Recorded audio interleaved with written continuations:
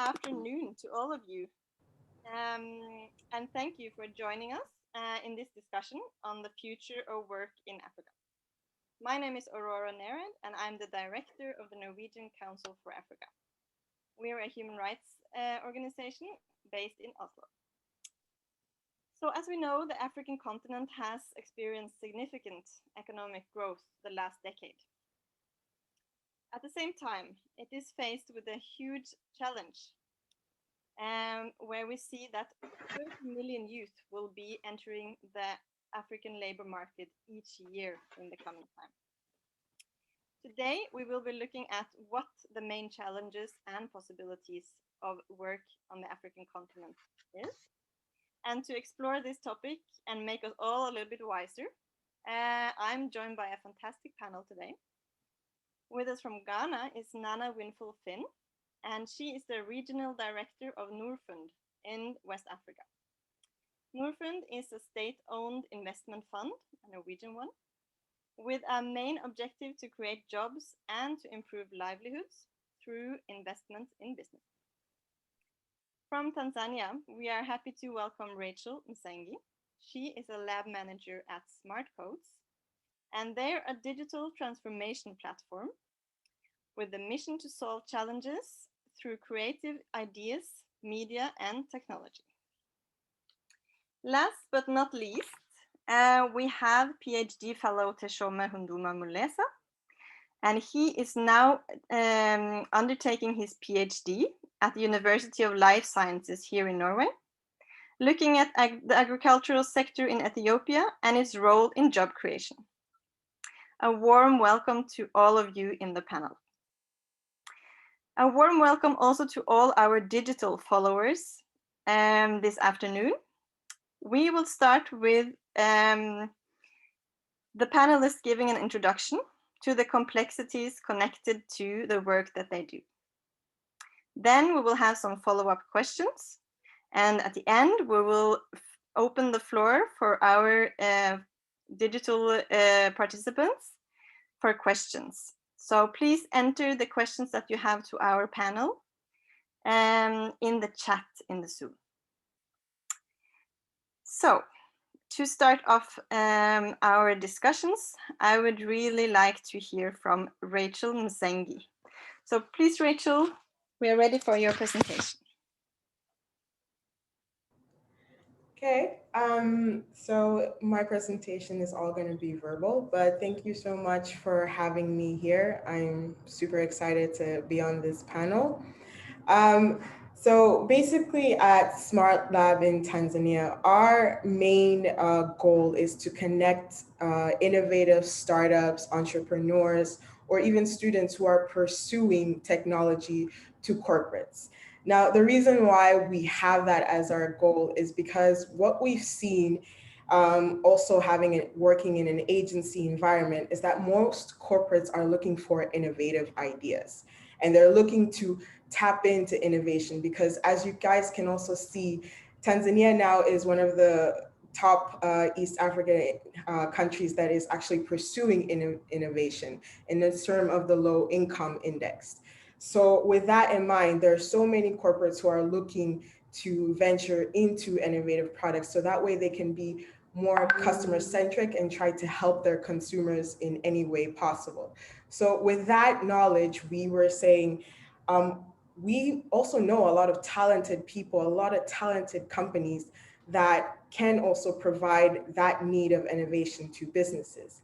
An example would be our digital accelerator, which we worked with Vodacom last year. Over 500 applications, 500 startups in Tanzania alone had applied. So seeing that actual event, we realized we're actually in the right market. And for Vodacom themselves to see the amount of startups that were actually applying also gave them confidence that going into innovation and trying to find the right people who can bring them now instead of a telecom to more of a tech company is the right way to go. So for us in the future of Tanzania, we see a really bright opening and future. I think that's the only thing now is the connection and the gap. Corporates don't really know how to do innovation, but they can find the right people to help them get there. And I think also the next thing, as we get there, actually we get more innovative and technological, would be now maybe the government to put policies in place that can support those who want to pursue innovation as well as tech in Tanzania or even outside of Tanzania. So yeah, that's part of Smart Lab and where we're going with. Thank you. It's really exciting to listen to you and innovative steps that you're making. I want to go further to Nana and listen to your experiences with Norfund. Before we do that, I just wanted to, we're just going to do a small technical exercise here. There you go. Now you should have the possibility to share the screen, Nana.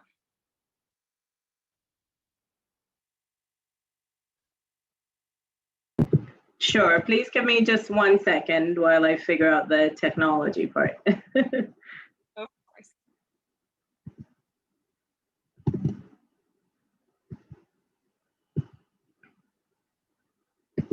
Okay. So first, to echo Rachel's sentiments, thank you very much for having us on this panel. On behalf of Norfund and all of my colleagues, I'd like to say thank you. And what we're hoping to do here by this presentation is to touch a little bit on Norfund, our mandate, our focus on job creation, the impact we've had in that area, and what some of the challenges have been. And I will try to keep it brief with the assumption being that many online do have a sense of who Norfund is, but I will still touch on it a bit for the benefit of those who don't. So Norfund is the Norwegian investment fund for developing countries, and it really was established by the Norwegian government to assist in developing sustainable business and industries in developing countries, with a particular emphasis on creating jobs and through that, improving lives and driving development. So it's development via the private sector. 20 plus years after our inception, today we have quite a sizable portfolio, about $2.8 billion US, invested across several sectors, which we'll talk about in a later slide. New commitments in last year were about $500 million. We have, through our direct investing as well as indirect, which covers funds we invest in who then on invest into other sectors and companies, as well as platform companies. Through all of those, direct and indirect, we've made over 1,000 investments. In terms of our returns, since inception, we're today at about 9% IRR in Norwegian krona terms, and a bit less in the investment currencies. Our geographic focus is fairly broad, the main focus being on Africa, where we have 3 regional offices. I sit in the one for West Africa, which is based in Accra, Ghana. We have our oldest office in Sub-Saharan Africa in Kenya, in Nairobi, Kenya. And we have a Southern Africa office that used to be in Maputo, Mozambique, and has recently moved to Cape Town, South Africa. In Africa, we've committed capital of 1.6 billion out of the 2.8 that I mentioned earlier. We also have a presence in Southeast Asia via a regional office in Thailand, where we have committed almost $1 billion. And in Central America as well, we have a Costa Rica office. My apologies, I'll just move the screen. And there we have committed about 300 million USD. Now, to switch gears a bit and focus on one of our investment verticals, I believe I may have accidentally skipped a slide, but anyway. So our investment areas are renewable energy, financial institutions, scalable enterprises, and green infrastructure. The thinking being with renewable energy, it's really about access to energy and investing all along the value chain in energy. In financial institutions, it's really about improving and increasing financial inclusion in all of the countries in which we're present. scalable enterprises is where we look to grow companies in agribusiness and manufacturing and scale them beyond what they would have been without our involvement. So we do this through direct investments, sometimes industrial partnerships, and also through funds, as I talked about earlier. Our ambitions here are broad and fairly aggressive. We look to create in scalable enterprises alone as a vertical, about 50,000 jobs. Aurora, can you please check whether you have, I'm not sure what's happening. I'm missing some of the slides. I will have a look.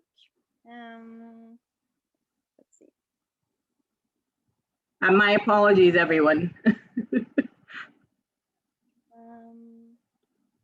There's supposed to be at least one additional slide. Anyway, I'll speak to it. Yeah. So thank you. Our ambitions here are to look for partnerships where appropriate with larger industrial actors and realize growth so that total revenues have increased across our portfolio in scalable enterprise by about 2 billion NOK over the period of our stated strategy now, which is 2019 to 2022. And in one of the slides that is missing now, one of the key points to highlight is that these objectives that we have are actually quite well tied to the UN SDGs as well. So when you look at scalable enterprises, it's really around full employment and decent work with equal pay, as well as promoting inclusive and sustainable industrialization on the manufacturing and agro-processing front. We look here to build larger companies, with the hypothesis being that larger companies are more productive and sustainable, can be more impactful in terms of driving economic growth, investment, exports, creating jobs, generating taxes. The challenge for Africa, to an extent, has been that there are very few large companies in sub-Saharan Africa outside of South Africa. Last count we had, it's just about 700 companies across the over 50 countries that have revenues of greater than 500 million USD. So we see our role here as through agribusiness, which is a large employer, employing more than half of the labor force, as well as through manufacturing, where we're looking to catalyze industrialization and create decent jobs, driving significant job growth and meaningful employment for many who will then also impact the livelihoods of all of their dependents.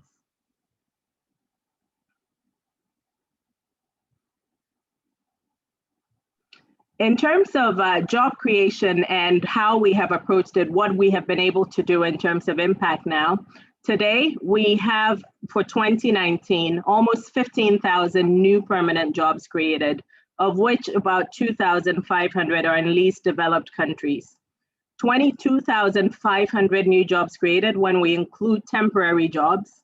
And across our portfolio, about 36% of the companies we've invested in reported job growth in 2019, regardless of economic climate. And as I showed, as I talked about, geographically, we're fairly diversified.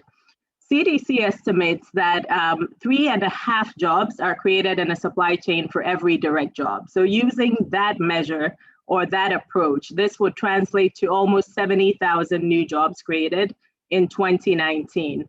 You see on the right that those are actually fairly geographically dispersed across each of our investment regions as well. These are some of our portfolio companies in West Africa across our different verticals. There's Sundry Foods in Nigeria, quick service restaurant, where the number of jobs are over 1,500, about 1,700 at last count, significant percentage of those being female. First City Monument Bank out of our FI vertical, where the number of jobs are about 2,000 direct jobs. Cal Bank in Ghana, also in financial institutions, about 800 jobs, give or take, a significant percentage of that also female. And on the clean energy side, there are two distributed generation companies we've made investments in here, Starsight, which has about 100 employees, and Arnergy in Nigeria, which also has about 100 employees. Our newest investment vertical, green infrastructure, we don't yet have an investment in West Africa, but we're working on it. I wanted to reflect a bit here on some of the challenges that we see as we look to drive job creation in our portfolio, and our approach to mitigating. I think the key point here is we try to look at these gaps where we see them as opportunities for Norfund to add value as an active investor, and we work with companies actively to address these issues. This will not be news to those of you who are based here in Africa, but we often see as we enter companies competency gaps within management functions, and it can be in any area. What we more often see than not is in finance, in environmental, social, and governance considerations, and sometimes also in the more technical aspects of operations around factory operations, etc. We often also see that there's an over-reliance on founders, so significant key man risk. There's often an absence of succession planning. What we do along all of those metrics, we actively work with companies using different tools, including business support sometimes, to recruit qualified personnel where needed. We do capacity building, looking to basically equip people who are already in place with the required skill sets and toolbox. We work actively with companies and sometimes with external consultants in succession planning and building a bench, essentially. And we look to align management's incentives with ours through adequate compensation and incentive structures. The other area in which we often work with companies is in terms of innovation and technology, broadly defined. So we often find that operations are perhaps suboptimal in terms of efficiency and other metrics. For agribusiness companies, I think it's well documented. It's often the case that you have rain-fed agriculture, et cetera, where we have primary agriculture exposure. So we look to support optimization and efficiency gain initiatives through many different means. Our capital can sometimes go to support the purchase of CapEx, capital expenditures that would positively influence this. We often look to build more robust systems on all fronts, whether it's accounting systems, ERP systems, et cetera. We also look to optimize processes where it makes sense and where it's necessary, and we look to bridge knowledge gaps. We also, where it makes sense and where the culture is such that we can have it be the case, look at operational improvements that might include culture change, like Kaizen, the Japanese method, et cetera. The other large area that we often work with companies on is around governance and compliance, and in particular on the governance front, where often for many of our markets, most companies we see are small and medium enterprises. So governance is often not world-class in terms of what's in place as far as functional boards, board committees, decision-making processes and collaboration between management and the board, et cetera. So we look to try to effect this. There's also sometimes compliance issues around local or global law issues, global labor law issues, which is clearly an extremely important area from a Norfund standpoint and any DFI standpoint, really. So we typically prioritize these areas as part of a game plan with companies that we invest in. We often will take a board seat where we have an equity position and be active on the board. We look to typically augment the board and where we think that there is a gap through our board appointments. We look to implement best practices without, to some extent, factoring in the locale and the culture, but also really shooting towards world-class where we can. We ensure that our portfolio companies comply with applicable national and local labor laws. That's non-negotiable. International Labor Organization provisions, and we subscribe ourselves as well as all our portfolio companies to IFC's performance standards around jobs, the key one being Performance Standard 2, labor and working conditions, including occupational health and safety, et cetera. We work with companies as well to improve environmental and social standards across the board. So whether it is disposal of waste issues, whether it is perhaps going towards more renewable sources of energy, et cetera. And we very much make it measurable. So we will have these provisions be a part of our agreements with companies. We have requirements around reporting on these metrics on a periodic basis so that it's front and center in our engagement with management and all other stakeholders, the board, owners, if there are different entities, etc. Thank you, Nana. I'll stop you there, and then I'm going to go on to Teshome and hear from you a little bit on the agricultural sector, which is so important on the African continent, and what kind of role can that sector play when it comes to creating jobs? Can you hear me, Aurora? Yeah. I can hear you. Thank you all. It's nice to meet you digitally. Thank you for inviting me. Oh yeah, I agree. Agriculture is the backbone of African economy and livelihood. It should play a greater role. That is indisputable, clearly. Let me say first that I do research within the agriculture sector, but specifically or in seed sector. It's a piece of the agriculture sector.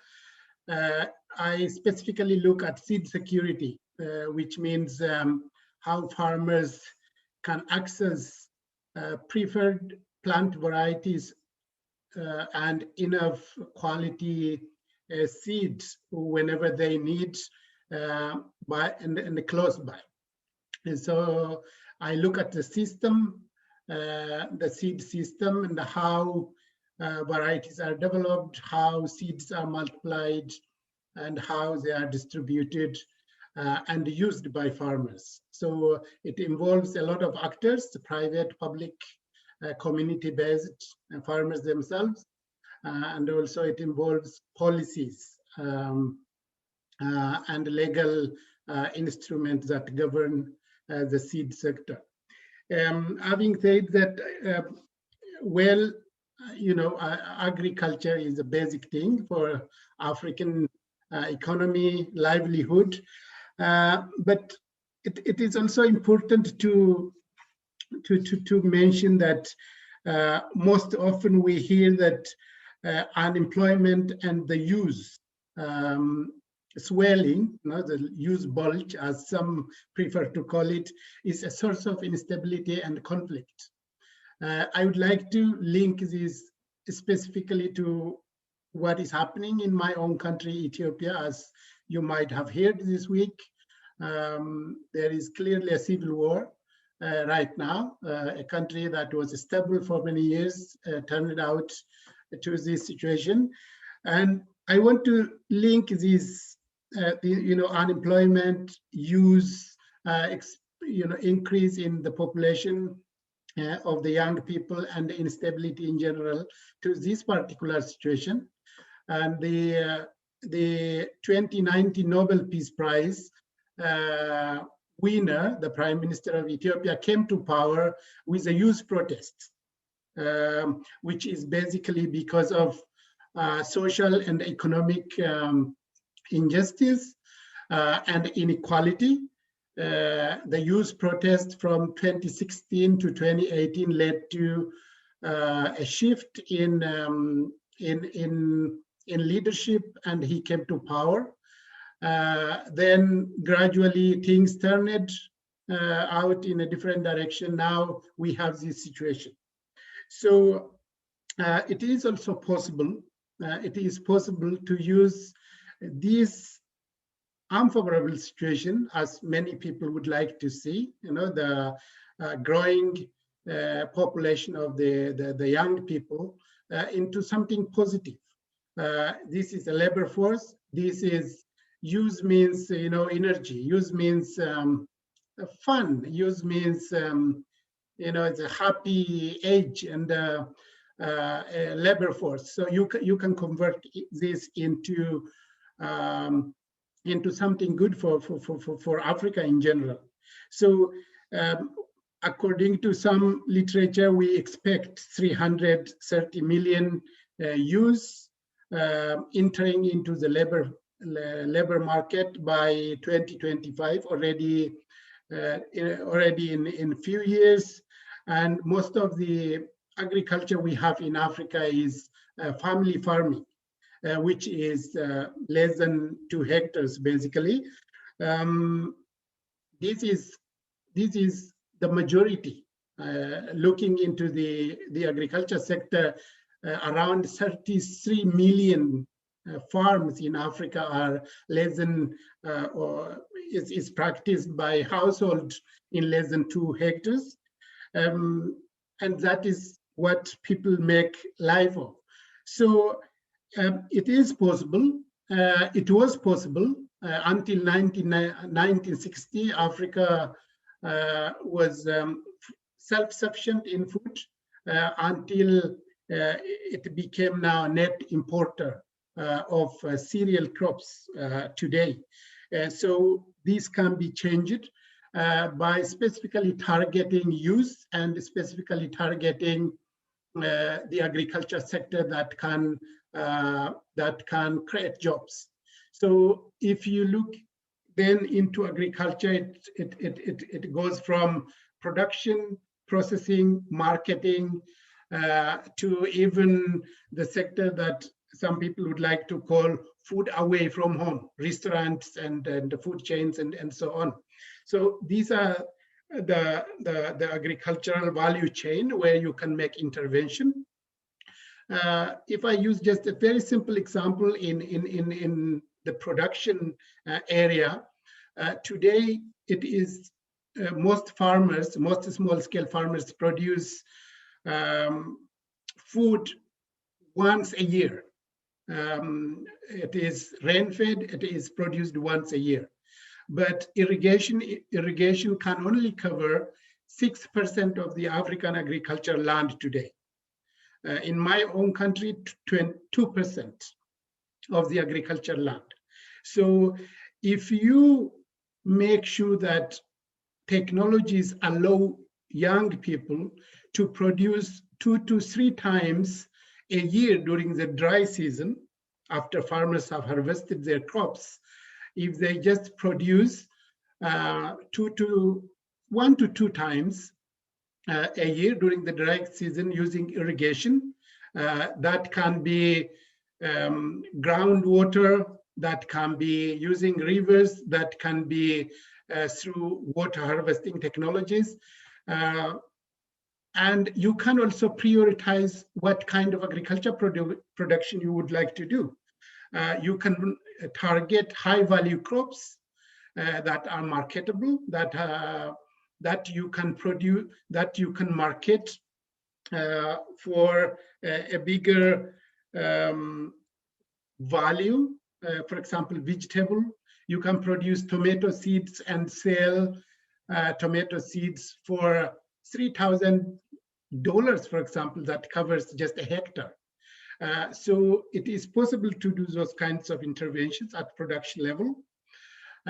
You can also engage youth in the processing, where the agriculture sector is poor today in Africa. Agribusiness, which Nana talked about, is a huge potential where youth can be engaged. Even in the area of my own research today, when you look at the input part of the agriculture, let's take improved seed and fertilizer, there is a lot of opportunity to improve access to input for farmers by engaging young people, by organizing young people, and kind of simplifying the more bureaucratic, very difficult setup we have today in input distribution, and accelerate access for farmers. So that is an area. You can also engage them in processing agriculture products, even building a cold room facility for young people in urban town where they can keep vegetables and fruits and extend its shelf life and sell it to urban centers. That avoids loss of food, that creates job. There is a lot of potential there. And again, marketing. Use can be a bridge between producers and the consumers, which means between farmers and urban consumers. They can bring agriculture produce to marketplaces, link with restaurants, supermarkets, and household in urban centers. But these all require a lot of things. Of course, necessary education should be there. You should know how to operationalize an irrigation facility, how to maintain a facility, how to do it. You need to have a proper education, let's say agronomy, for example. There are a lot of things that you have to do, starting from education, skill development, access to credit and finance, investment. All these require the willingness of the government, private sector, as well as donor agencies to create jobs for young people. But as we know, in Africa, the national budget for agriculture is today less than 10%. I think Rwanda, Ethiopia, which barely reach 10%, most of the countries are under 5-6% when it comes to budget, national budget allocated to agriculture. So at the same time, the donor agencies, they don't see agriculture as an area to invest, when agriculture is the sector that produces the most jobs. So we have a lot of problems from financial aspect, policy priorities. Yeah, there are a number of challenges there. Let me stop here, and I prefer to answer questions than telling. Great. Thank you so much, all three of you. You are pulling us into a very complex description of reality when it comes to creating jobs on the African continent, that's for sure. And I was just thinking about your presentations, that you are all representing new technologies, innovation, research, and investment. And these are kind of instruments that are going into filling gaps, as you were saying, Rachel, that the state might not be able to fill.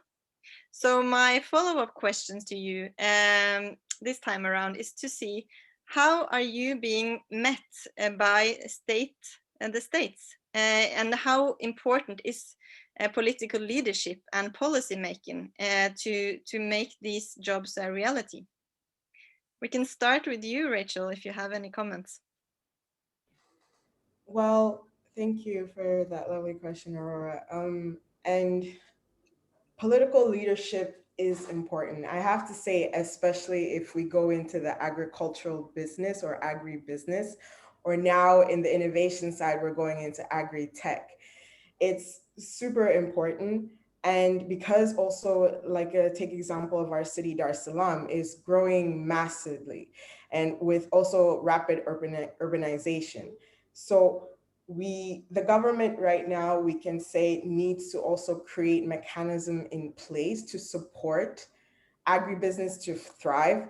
Because if you currently see in Tanzania, most of our, exports are farming, minus the gold and diamonds, but it's mostly farming. But in the issues that we have is there's so many farmers around the country, but the issues that we have is that currently it's not really being regulated, and there are no really policies that can protect the farmers. So there are brokers who probably will go to different farmers, but the brokers are pretty much setting that price. So after they buy for cheap, and then they sell it for something massive, and you're just like, wow, this guy had missed the opportunity. And there's no policy that can protect the farmer or the supplier from these brokers to create it's just a horrible marketplace, and it's very, very volatile as well.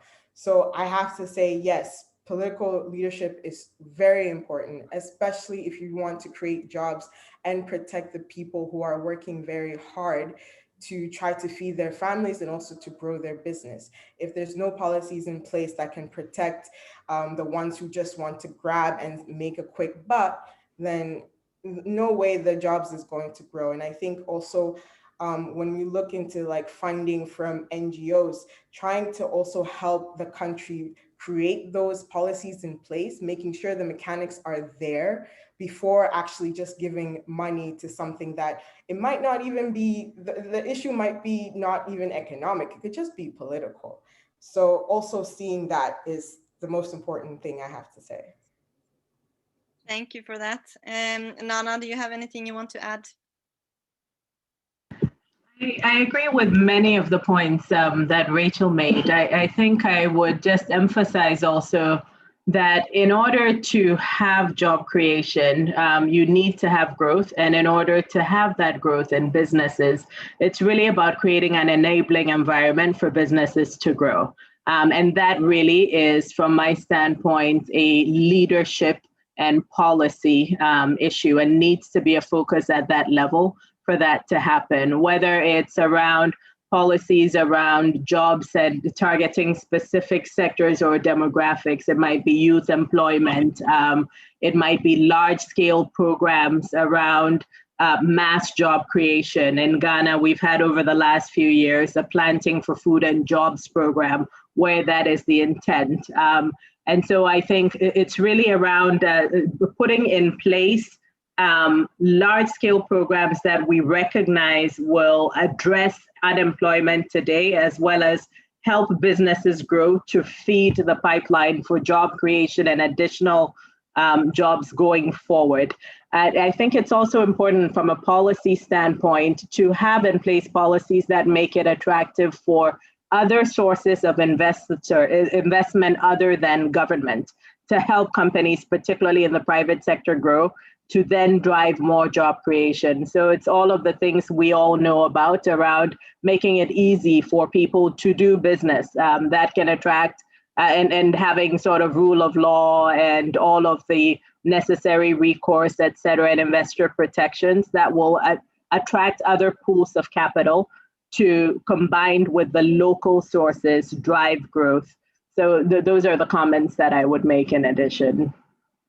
Thank you very much. And Teshome, you want to add some comments on the role of the state and political leadership? Sure. I think the role of the states and the political leadership has a big stake if we are to be successful in creating jobs for your youth, especially in agriculture. I think we do have little problem, in terms of producing documents and recognizing and kind of talking about the things we should do and we need to do. In Africa, you have CAADP, that is a comprehensive program for agriculture development under the African Union. Many countries have signed that agreement. And one of the things is they wanted to increase financial allocation to the agriculture sector, the national budgets. But still, except a few countries which I mentioned, Ethiopia, Rwanda, who've made it to 10% investment from their national budget, still many countries, agriculture is poorly invested. So they have agreed, they have prioritized, they have understood it is important. They have understood it will create jobs, increase food security, and contribute to economic growth, but then they are not doing it. And if you come to national, at national level, you can look at all sectors. I can mention it to you, like countries like Ethiopia, they have the most interesting strategies and plans, 5-year 10-year plans, long-term, medium, short-term plans that are really good. You can do analysis, you can do one of the strategies, for example, seed sector development that I have looked into. I did a field research in a marginal area and a more productive area and looked into those strategies. The things that I identified as a major problem for seed security were fully covered by the policy and the strategy of the country. And there are priority interventions in that policy document, which the government has committed itself of doing in 5 years. But when you look at the implementation, it is not there. So that's the problem we have. And then you ask, what is wrong? If these people really understood the problem based on a solid analysis, and then even came up with priority interventions, and even sometimes allocated to stakeholders, which ministry, which organizations will do what job, is already there in those policy documents. And then you don't have financial resources allocated to that particular priority intervention. You need a budget line. Come to NGOs, come to donor institutions as well. They shy away from investment in agriculture. You have millions of workshops and trainings and meetings in Africa today. What is wrong with investing in irrigation infrastructure? Some NGOs, Western NGOs, will tell you, no, they have poor management skill, they have poor knowledge, the governance sustainability issue is a problem. Then if you are committed to change the situation in Africa, you have to do training. You have to organize them. You have to build their capacity in management and financial administration, and make sure that youth, women, capable, representative people in the community participate, and strengthen them. Be there, be available, share your skill. Don't just ask for reports for your back donor. These are the things that are lacking, and I can't just blame policy high-level commitment of the state and lack of policy. No, they are there. The problem is implementation. And some people even tell you that there is no research in this area. If you go into Google Scholar, you will find dozens of articles on any single topic in Africa today. It is there. And an NGO rather invest in consultancy to do its own research. There is no need for research. You just go to Google Scholar, identify, look into national strategies, do it, just do it. So those are the things we lack, and I think we lack commitment from actors. Thank you very much. I like that criticism that you're coming with there. And also, I think that you're touching upon something really important, actually the will and the strength to implement on the ground as well, not only discussing, having workshops and researching about things, having policies in place is all well and good. But when it comes to the livelihoods and incomes of people, things need to happen on the ground as well. That leads us actually to the first question that we have gotten from our digital audience that I would like to share with you. Just a second here. Let's see. Yeah, they are saying, one thing is creating jobs, but how should one make sure that these are good jobs with decent salaries and decent work conditions? It's a good question. Is there any one of you want to respond to our viewer? I would like to hear from Nana, actually, how they do. I was actually going to offer to take a stab at it. Not necessarily the last word, but to start. I think for me, and I think this is the approach Norfund takes, the key is to be intentional about it. So I think of for the investments we make in companies that are already large employers that are looking to scale up more. One of the key questions we ask, which we ask also in companies that are not already large employers, is a part of our DD is actually human resource DD and management DD. And we look specifically to understand working conditions, to understand policies in place around workers. Are they allowed to unionize?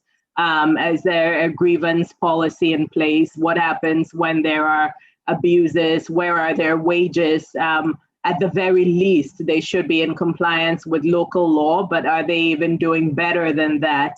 What are the policies around all of the things we would all care about as workers, whether it's maternity, bereavement, etc. So those are for us extremely important, because I think that the point the audience member asked is very valid.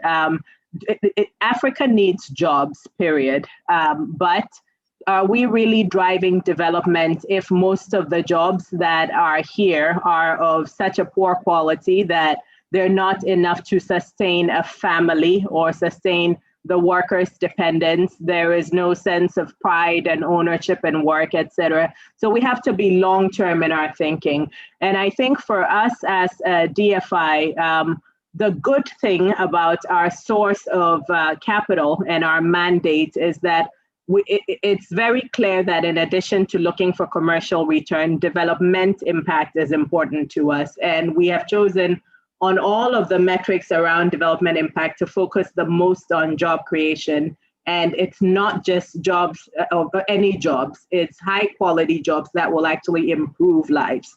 So the ways we try to do it, we subscribe to standards. We subscribe to the IFC's performance standards, the International Labor Organization's conventions. And as I mentioned, I mean, local law is non-negotiable. And in many cases, we go substantially above what local law requires as well. It's also important around how you, let's say, given COVID, for example, where many businesses, including some of ours, have had to furlough workers, et cetera. How is it that you do that? Are you treating employees and workers fairly in those instances?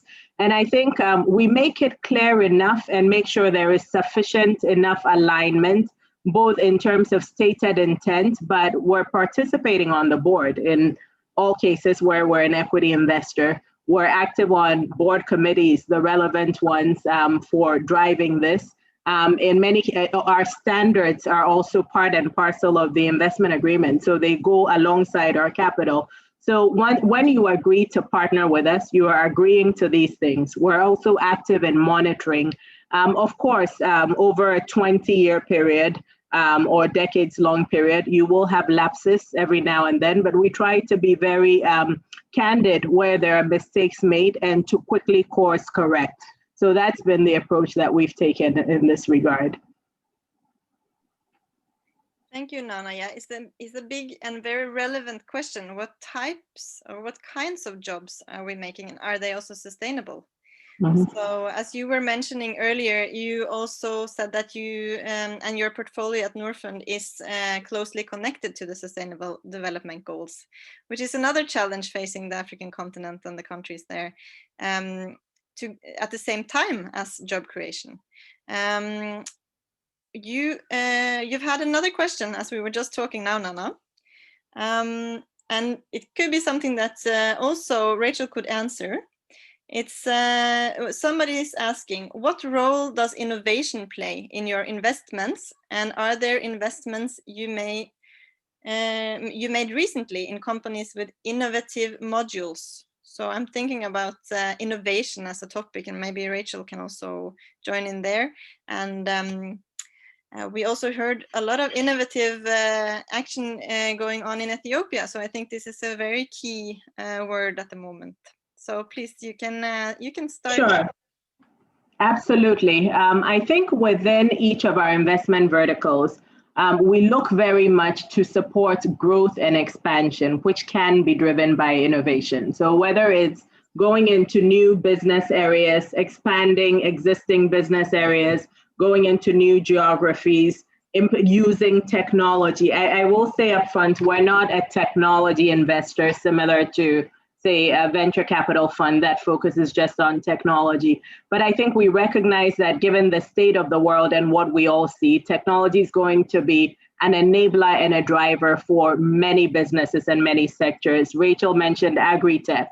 We also see that in our financial institutions vertical with fintech, where the approach we've taken in our last strategy, our most recent strategy, which we're still working to deliver on, is to say that while we're not a fintech investor, we will be opportunistic with fintech. We will typically look to partner with investors that have more expertise in investing just in fintech, because it's fairly different from a brick and mortar company that's producing something, for example, and look to learn. So we will also support funds that are fintech investors. We invest in venture capital funds. We have several in our portfolio, and we can co-invest along them directly with our capital, as well as with investors who we are not investors in, but who have more expertise that we can learn from, while we look to build up to one day perhaps being able to do a fintech investment on our own. So that's the current approach that we have.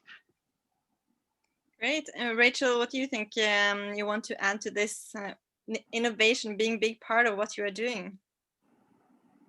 Yes, so as Smart Lab, as part of also part of the programs that we have, is also investing in new startups. Mostly of the startups are in their early stage. So we take them through the accelerator program, which we point to mentors as well as entrepreneurs who can help them actually validate what they're currently doing. So we offer that support. We even take them to certain places to make sure that this product is fully validated before we then ask them to pitch basically what they have done. So, and also what we also like to do as part of our agency side is also to provide strategy as well as consultations to the corporates that we have. So that way we can also understand if they're looking for a new digital transformation strategy or a new innovative strategy, what is their intention and what do they want to achieve at the end? When we get that information, then we look through our pool of startups to see that this is a connection or this is where you could benefit from this startup.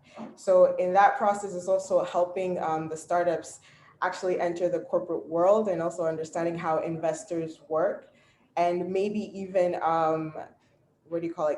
creating the product that can actually perfectly fit to the company that we are consulting with. So yeah, we pretty much go into innovation and also investing, because we also started out as a startup, and look where we are now with biggest clients in Tanzania and also in Kenya.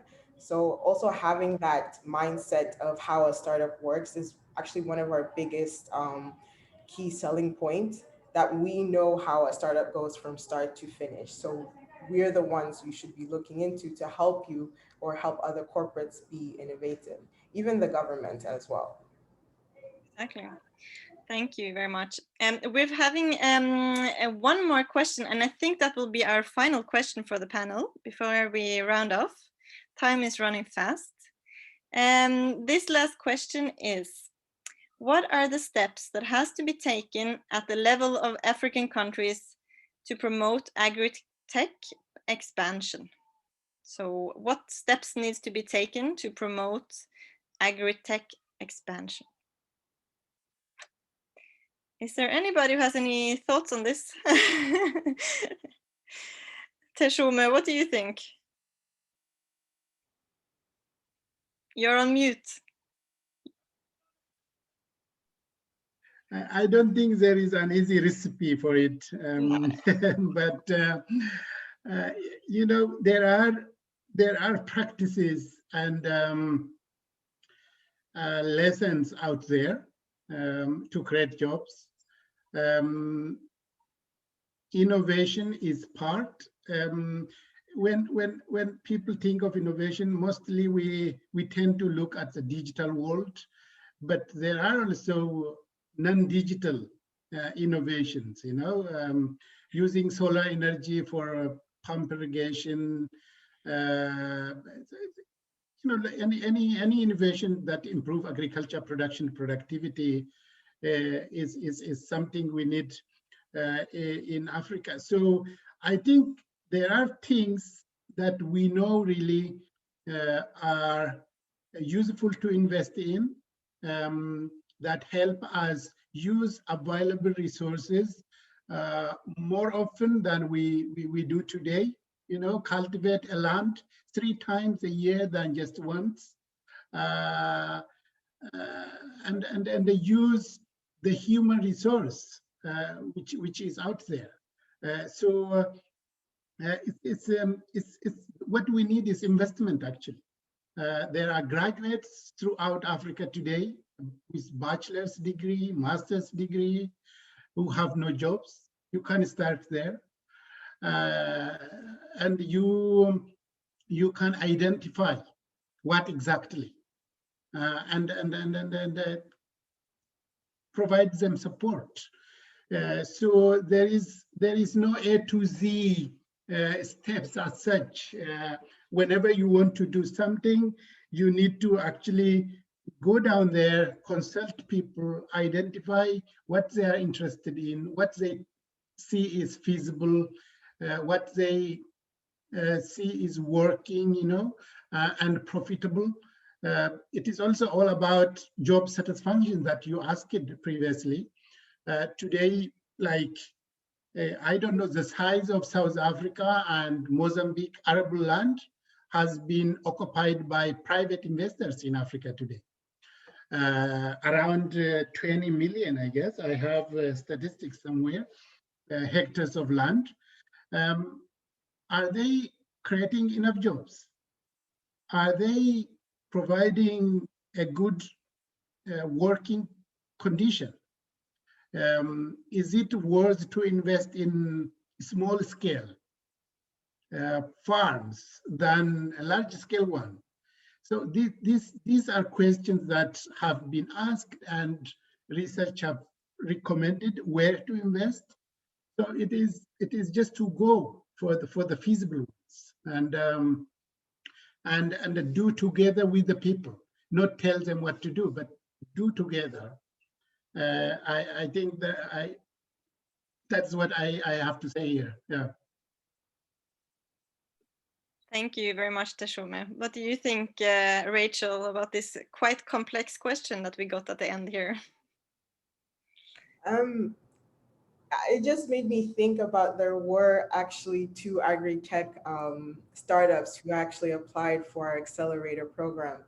And the interesting part was that the idea was good, but you could tell they were thinking more of something that has been done outside and not really focusing on what or how they can just create it in Tanzania. So the idea, and also did it make sense to do it here? So the idea was really going into scale of using a mobile phone. And for us, smartphones here, penetration is only 15%. And to farmers, it could be literally less than that. So for us to pretty much tell the company, you need to go back and validate this idea, because it does make sense, but how many people or how many consumers or the suppliers that you're using have a mobile phone, a smartphone to that max? So again, I also agree with Teshome. It's also understanding the market, understanding the people, and just going to do it.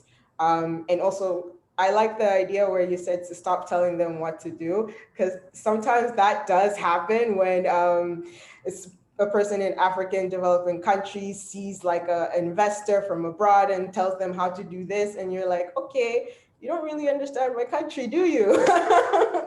Okay. And it doesn't work, which is not always the startup's fault, but because the investor is so out of touch of what that market is about, it doesn't go well for anyone. So for agri-tech, especially for me, and I also think I said it in the beginning, is that the policies have to be in place to support the people. And I think that's, if you start from there, if the policies are there to actually help, then agri-tech is possible beyond. But just agriculture right now, from our perspective in Tanzania, we're not really there yet that you can maximize or capitalize on it for everyone to benefit, unfortunately. But we'll get there. What about you, Nana? You have Hopefully. some final comment on this? Nothing revolutionary. I think Tasomi and Rachel have actually touched on all of the thoughts I had. Just one interesting place I see is in our agri-value chains, there are just so many breakages or lack of linkages. And I'm not an agri-tech expert by any means, but I see that as having the potential to help plug some of those gaps in a holistic way. When agri-tech sort of capabilities on the ground are combined with policy. So I think that's an area I remain hopeful about. Great, thank you for that round. And I'm just left with a lot of new knowledge, but also you've piqued my interest in very many different topics. So thank you for that. The bottom-up approach that you're talking about is so important, going back to what people actually need and think. And also, as you're saying, making policies linked to that is extremely important as well, and implementation on the ground. I think I will just say thank you so much to Nana, Rachel, and Teshome for joining us. And thank you for everybody who's been watching and listening into our conversation today. Have a great Thank you. Thank you all. Thank you, Aurori. It was lovely to meet you, Tasomi and Rachel. And thank you, everyone, for listening. Thank you, Nana. Thank you, Rachel. Bye-bye. Bye. Take care. Bye. Bye.